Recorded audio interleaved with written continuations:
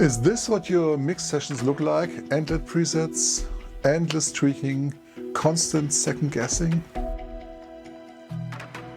And if you often feel like you can't really trust your ears when you're mixing, this video is for you. Today I want to talk about how to feel safer trusting your ears and how the Console 1 Mark III has helped me do exactly that. Not as some magic box, but as a simple console-style tool that pulls me out of the screen and back into listening. Quick disclaimer before we dive in. I'm first and foremost a composer and instrumentalist, not a dedicated mixing engineer.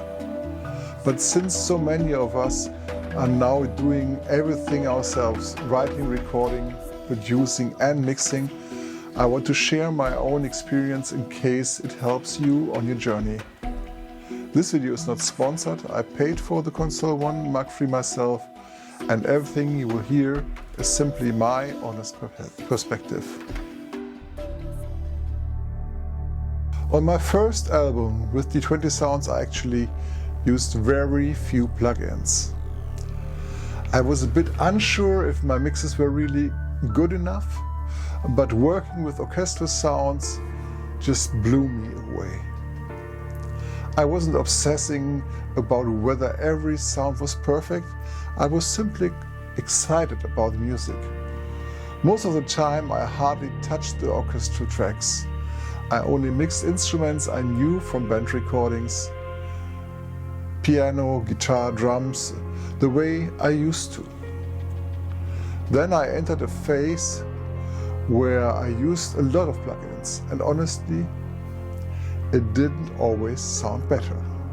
Sometimes it sounded worse.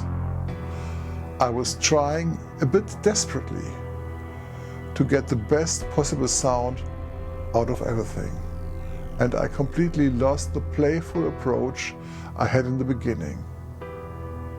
The production became driven by pressure and expectations instead of curiosity. Today I'm much more minimalist again. I focus on a solid arrangement and I use fewer plugins. Sometimes it's just a low cut or a simple bass compressor on the mixes.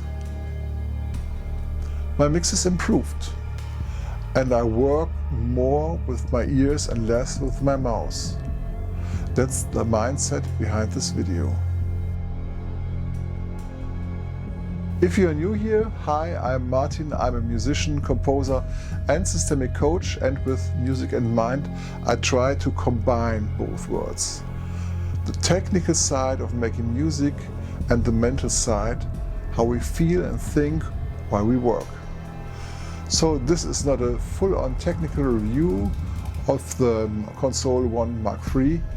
It's about creating safety while listening and how a tool like this can support that.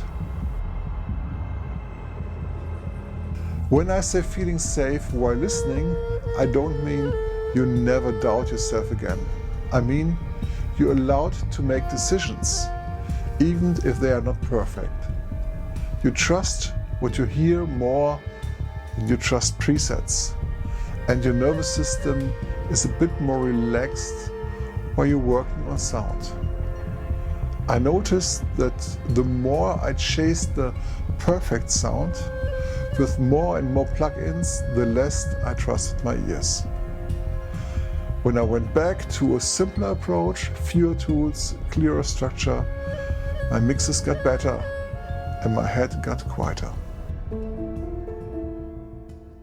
These days I follow a simple 5-step workflow. It keeps me grounded and stops me from trying to fix everything at once. Step 1. Declutter the arrangement. First, I clean up the arrangement. Anything that doesn't serve the song gets muted or removed. So I have fewer elements and fewer conflicts and fewer doubts. Step 2.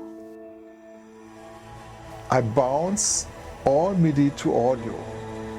That makes things feel more real and less fragile. It forces me to commit instead of thinking I can always change the sound later. Next, I do a rough mix using only volume and panning.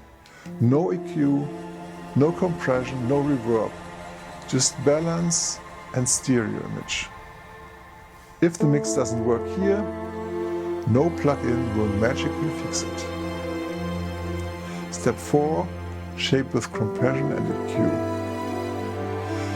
Only now I start shaping with compression and EQ. And this is where the console 1 Mark III becomes my main instrument. Channel by channel, I make a few focus decisions with physical knobs instead of a mouse. I listen, I turn, I adjust, and I try not to stare at the screen. Step 5, add reverb and delay. Finally, I add reverb and delay to create depth and emotion on top of something that already works. This structure alone already gives me more safety because I always know right now I'm working on this step, not on everything. Why the Softube Console 1 Mark III? I chose it because it feels most like a real mixing desk. The options are limited, that's exactly what I want. I don't want 30 different EQ interfaces on every channel. I want one clear channel strip, the layout my hands remember. Limitations actually create freedom. When you stop asking, which plugin should I use, you can start asking, what does this sound need? With the Console 1 Mark III, I can stay in a consistent channel layout, keep my eyes off the screen more often, and focus on what I hear. I grab a knob, I listen to the change, and I simply ask, does this feel better in the song? For me, that's the main value of this box. It supports a simpler, ear-based workflow instead of adding more complexity. Now let's make this practical. Here are 3 simple exercises to train that sense of safety when you're listening. You don't need this exact controller, you can do this with any setup.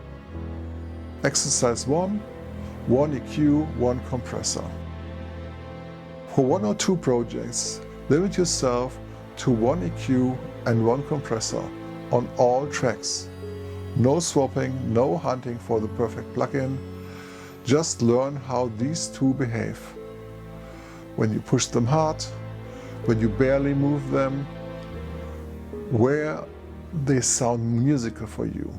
You are not searching for the best tool, you are building familiarity. The more familiar your tools are, the easier it is for your ears to relax and just listen. Do 1 full mix with no presets at all. Load every plugin in its default state. No vocal magic, no EQ templates. Move 1 control at a time and listen. When you feel the urge to open a preset, just note it is and ask, what do I actually hear right now? What does this track really need? This is not about suffering, it's about sending your system a quiet message. I'm allowed to trust my ears. This is where a controller like the Console 1 Mark III shines, but you can still try it with a mouse. Pick 1 track, maybe a vocal or a main instrument, loop a short section, close your eyes, slowly adjust 1 control.